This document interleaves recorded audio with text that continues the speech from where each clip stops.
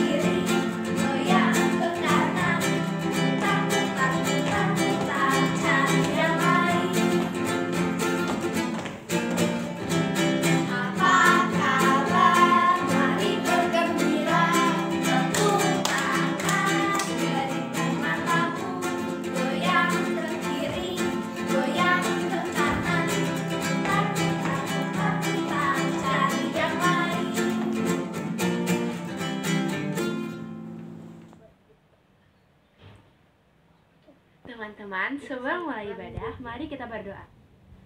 Tuhan Yesus, terima kasih untuk hari ini. Semoga ibadah ini akan berjalan dengan lancar. Semoga berkati ibadah kita dari awal sampai akhir. Terima kasih Tuhan Yesus yang baik. Amin. Nah, sekarang kita mau memuji Tuhan. Mari kita menyanyikan lagu Yesus disalibkan karena cintanya dan kasih Yesus indah-indah oh indah.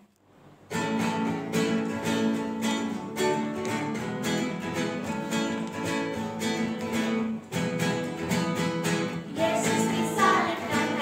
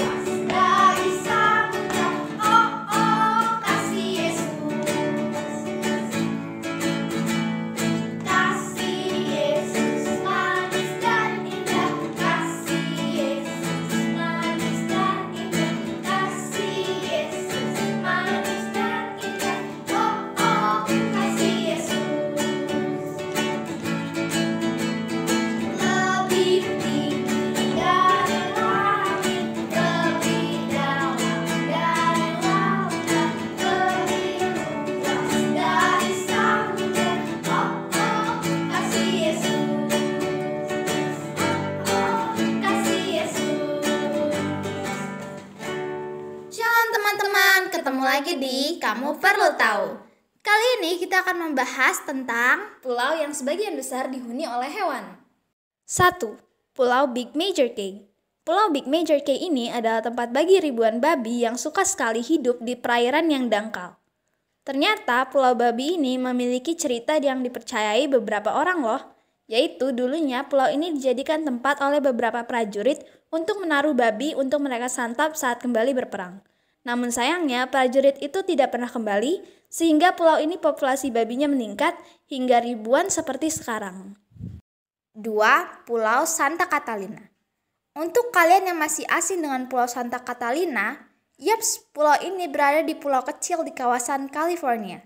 Pulau ini dulunya tidak ditinggali bison, namun karena pada tahun 1924, ada kru film yang mengimpor bison di kawasan ini untuk membuat film yang berjudul The Vanishing American.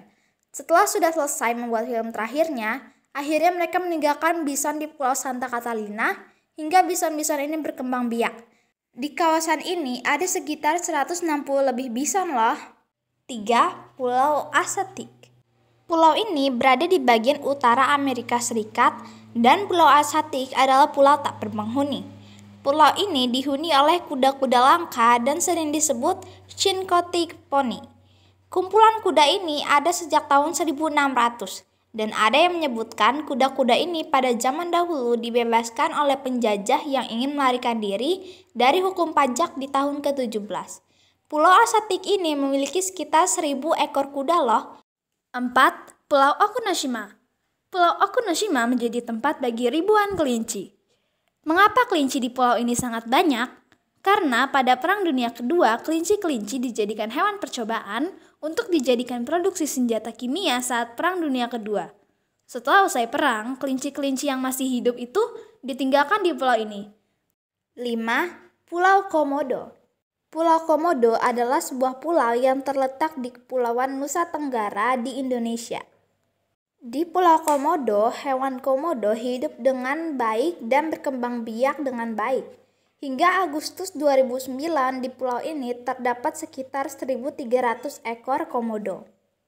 Ditemukannya Pulau Komodo berawal dari Letnan Stijn van Hansbroek yang mencoba membuktikan laporan pasukan Belanda tentang adanya hewan besar menyerupai naga di pulau tersebut. Stijn lantas membunuh seekor komodo tersebut dan membawa dokumentasinya ke Museum and Botanical Garden di Bogor untuk diteliti. Terima kasih telah menyaksikan Kamu Perlu Tahu hari ini. Semoga bermanfaat. Dadah! Teman-teman, sekarang kita mau mendengarkan firman Tuhan. Mari kita menyanyikan lagu Yesus Sayang Padaku.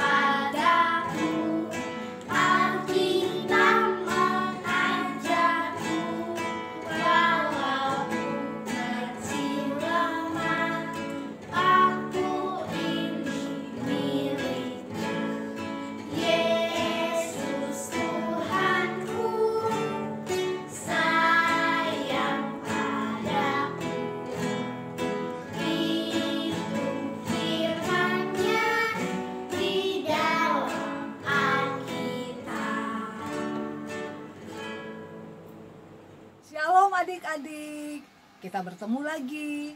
Dan saat ini waktunya kita mendengarkan cerita firman Tuhan. Tapi sebelumnya, semua lipat tangan. Kita mau berdoa dulu ya. Oke, lipat tangan, tutup matanya, kita berdoa. Tuhan Yesus yang baik, terima kasih untuk waktu yang Engkau berikan bagi kami untuk mendengarkan firman-Mu. Tuhan Yesus, sebelumnya kami minta pertolongan Tuhan Yesus, pimpin kami dengan Roh Kudus-Mu, berikan kami pengertian agar kami bisa mengerti firman Tuhan yang disampaikan pada hari ini. Dan tolong Tante Lita yang akan menyampaikan firman Tuhan, supaya selalu di dalam pimpinan Roh Kudus.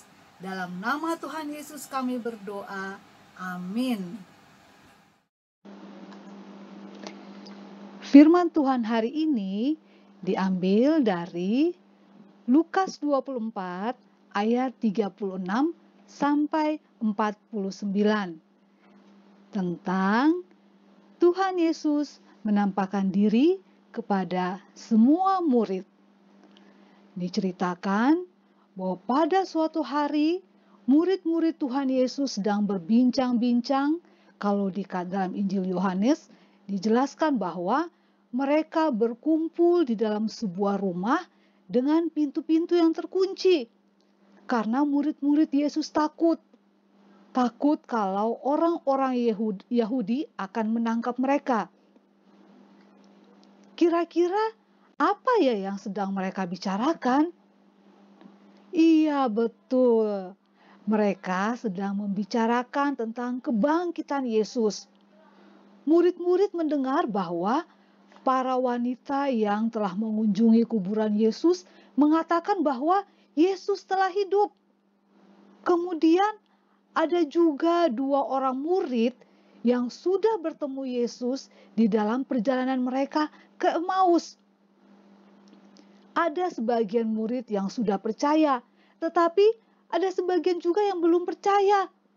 Karena mereka merasa tidak mungkin Tuhan Yesus bangkit dan hidup lagi. Nah, sementara mereka masih berbicara, tiba-tiba Tuhan Yesus berdiri di tengah-tengah mereka dan mengucapkan, "Damai sejahtera bagi kamu." Murid-murid di situ semua terkejut. Siapa orang ini? Mereka ketakutan. Mereka berpikir, apakah dia ini adalah hantu? Ruangan menjadi riuh dan ribut oleh suara-suara murid-murid itu. Lalu Tuhan Yesus berkata kepada mereka, "Mengapa kamu terkejut dan ragu-ragu? Lihatlah tangan dan kakiku. Ini aku. Sentuh aku dan lihat. Hantu tidak memiliki daging dan tulang seperti yang ada padaku." Yesus menunjukkan kepada mereka bekas luka di tangan dan kakinya karena dipaku di kayu salib. Para murid sangat gembira dan terheran-heran. Tetapi mereka ada yang masih mengira bahwa mereka melihat hantu. Karena para murid masih bingung antara percaya dan ketakutan bercampur menjadi satu, Tuhan Yesus ingin kembali meyakinkan mereka dengan cara Tuhan Yesus menanyakan kepada murid-murid itu, apakah mereka punya makanan atau tidak? Agar mereka memberikan makanan kepada Tuhan Yesus supaya mereka yakin bahwa dia ini bukan hantu. Nah, pada saat itu yang dimiliki oleh para murid adalah ikan goreng. Kemudian mereka memberikan ikan goreng itu kepada Tuhan Yesus. Dan Tuhan Yesus kemudian makan di depan mata mereka. Setelah dia makan, dia berkata kepada mereka, "Lihatlah, hantu tidak makan dan tidak minum. Tetapi aku makan di hadapan kalian semua. Maka jangan ragu lagi." Kemudian Tuhan Yesus menjelaskan dari kitab suci bahwa ini sudah menjadi rencana Allah, bahwa Mesias harus menderita dan bangkit dari kematian pada hari yang ketiga. Tuhan Yesus juga mengatakan kepada murid-murid bahwa di dalam nama Yesus berita pertobatan dan pengampunan dosa harus disampaikan kepada segala bangsa, mulai dari Yerusalem. Dan murid-murid Yesus harus percaya dan berani untuk menyampaikan hal ini kepada semua orang. Agar orang yang mendengar tentang Tuhan Yesus mau percaya, bertobat, bahwa Tuhan Yesus juga berkata bahwa Tuhan Yesus akan mengirim Roh Kudus kepada murid-muridnya. Setelah berkata demikian, Tuhan Yesus kemudian menghilang dari pandangan murid-muridnya. Nah, adik-adik, menurut adik-adik, bertobat dan bersaksi itu apa sih? Kenapa Tuhan Yesus berpesan tentang bertobat, pengampunan dosa, dan bersaksi? Nah, bertobat adalah kita mengakui perbuatan kita yang salah kepada Tuhan Yesus. Kemudian kita meminta ampun dan berjanji tidak akan mengulangi kesalahan yang sama lagi. Setelah kita mengakui kesalahan kita dan kita berjanji tidak akan melakukan lagi, maka Tuhan Yesus akan mengampuni dosa kita. Nah, kalau di gambar ini, adik-adik lihat, contohnya adalah seperti ini. Kita mengakui kesalahan atau dosa kita, lalu kita meminta ampun atau meminta maaf, lalu berjanji tidak akan melakukan kesalahan itu lagi.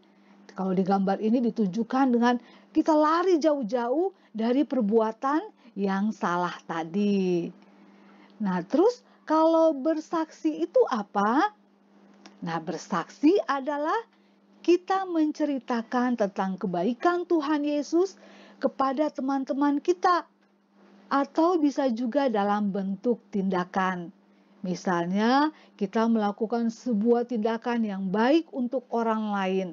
Dan saat itu juga kita menceritakan kepada orang lain bahwa Tuhan Yesus juga baik. Nah, adik-adik, sebagai penutup firman Tuhan hari ini adalah ayat hafalan. Nah, ayat hafalan kita hari ini terambil dari Lukas 24 ayat 39 yang berbunyi, "Lihatlah tanganku dan kakiku, aku sendirilah ini. Rabalah aku dan lihatlah, karena hantu tidak ada daging dan tulangnya, seperti yang kamu lihat ada padaku." Nah, adik-adik, demikianlah cerita firman Tuhan hari ini. Sebelum mengakhiri pertemuan kita, mari kita kembali berdoa. Semua lipat tangan, tutup matanya, kita berdoa. Tuhan Yesus, terima kasih untuk firman-Mu yang Engkau berkenan sampaikan kepada kami di hari ini. Tolong kami Tuhan, agar setiap saat kami selalu menyadari akan kesalahan kami dan selalu merendahkan hati untuk berdoa, untuk memohon ampunan-Mu, dan juga berikan kami keberanian untuk bersaksi tentang Engkau kepada orang-orang di sekeliling kami. Terima kasih ya Bapa, dan kami juga mau berdoa bagi orang tua kami, bagi adik kakak kami, bagi keluarga kami. Tuhan Yesus mau berkati, tolong di dalam kehidupan tiap-tiap hari. Tolong kami juga Bapa di dalam pendidikan kami, di dalam pergaulan kami, agar kami senantiasa hidup menurut apa yang Tuhan Yesus kehendaki dan selalu menyenangkan hati Tuhan Yesus. Terima kasih Bapa, inilah doa yang kami naikkan kepadamu. Di dalam nama Tuhan Yesus kami berdoa dan mengucap syukur. Amin. Sampai ketemu minggu depan. Tuhan Yesus memberkati. Dadah.